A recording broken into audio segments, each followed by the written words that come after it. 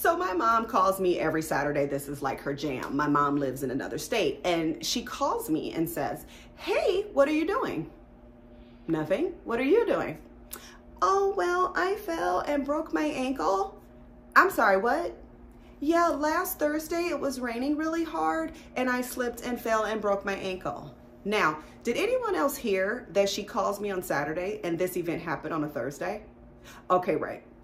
So as she's talking to me, my mind is going at like 485 miles an hour, because now I'm thinking, you slipped and fell. How did you get to the hospital? Okay, you probably called an ambulance, but how did you get from the hospital home? Because you broke your ankle, you can't drive.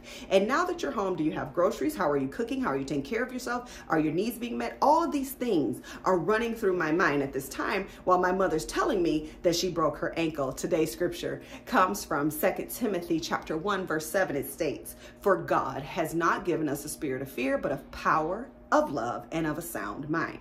So we know based on this scripture that fear does not come from God. So I hear a couple of things when I'm meditating on this scripture. One, fear is a spirit. It does not come from God. We know that's the truth because when we look throughout the Bible from Old Testament to New, we see that God says to us, "Be of good courage. Do not be afraid. Take heart, for I am with you."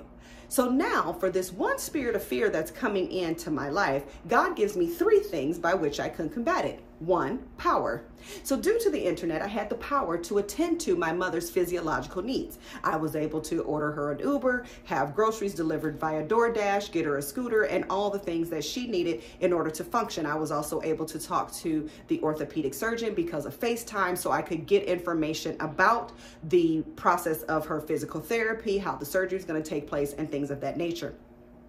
Two, because my mom lived somewhere alone, she didn't feel love. She felt very alone and very afraid.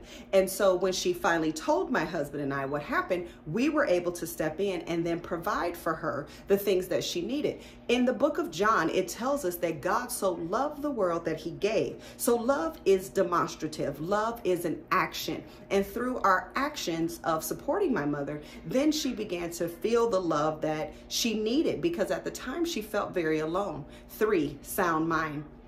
Because my husband and I were able to provide her with the things she needed, then we had a sound mind to know, okay, she's safe, she has food, she has a scooter, she got to the orthopedic surgeon, we have a way to make sure she's getting around. And then my mom has a sound mind because now she's not worrying about how am I going to get to the grocery store? How am I going to be able to get around because my ankle's broken and she's older? Now, I'm not real sure why my mother decided to wait all this time to tell us, all those days to tell us that this happened.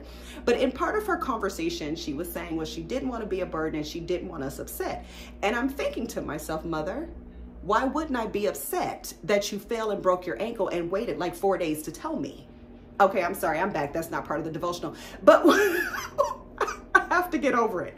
But here, what I want you to take away from the devotional today is that when the spirit of fear comes in, we have to stop it, because God has given us power, love, and a sound mind to combat those things that try to come against us. We're never going to focus on the fear. We're going to focus on the fact that God always provides for us the resources that we need. And in this context, it's 3 to 1. We get three things: power, love, and a sound mind, to the one spirit of fear that tries to come in. Thank you so much for joining us for our devotional here at Sun Valley. We're always so honored when you join in, and we'll see you next time.